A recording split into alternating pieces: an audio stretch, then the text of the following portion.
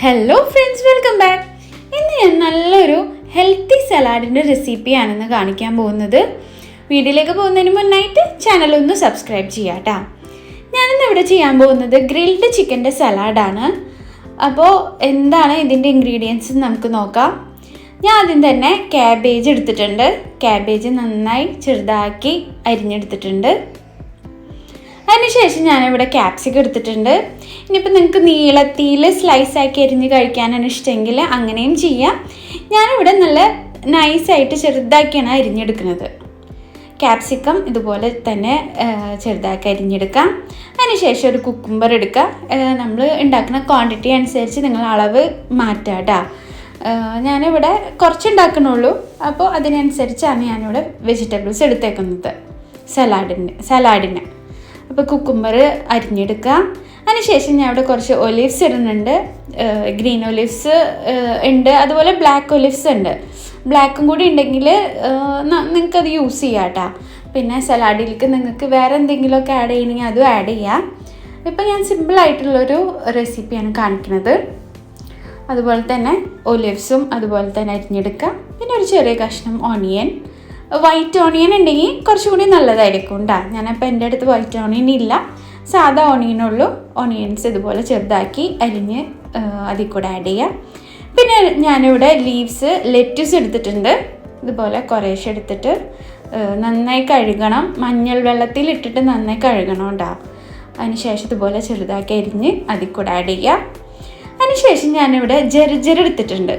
ഇവിടെ ഇപ്പം എല്ലായിടത്തും അവൈലബിൾ ആണെന്ന് തോന്നുന്നു കേട്ടോ, നാട്ടിലൊക്കെ.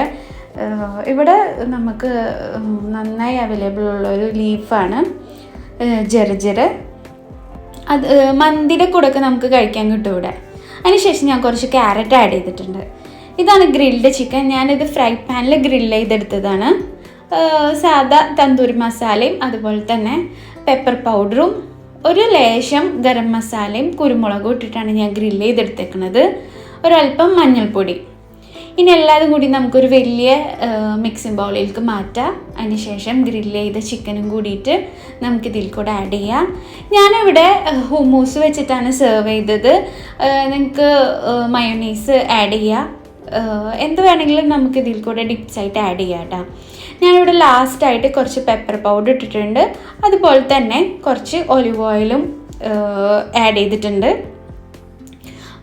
അപ്പോൾ ഞാൻ ഉപ്പ് ഇട്ടിട്ടില്ല, കാരണം ഹുമൂസിലും പിന്നെ അതുപോലെ തന്നെ ഒലിവ്സിലൊക്കെ ഓൾറെഡി ഉപ്പുള്ളത് കാരണം ഞാൻ ഉപ്പ് എക്സ്ട്രാ ഇട്ടിട്ടില്ല. പിന്നെ ഒരു ലേശം നാരങ്ങ നീര് ഞാൻ ആഡ് ചെയ്യുന്നുണ്ട്.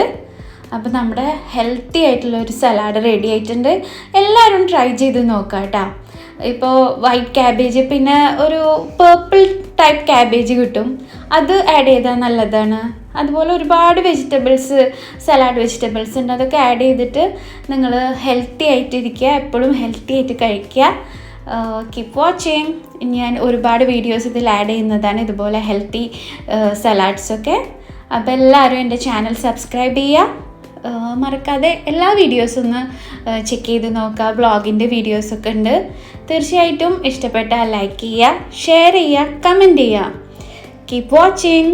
Thank you.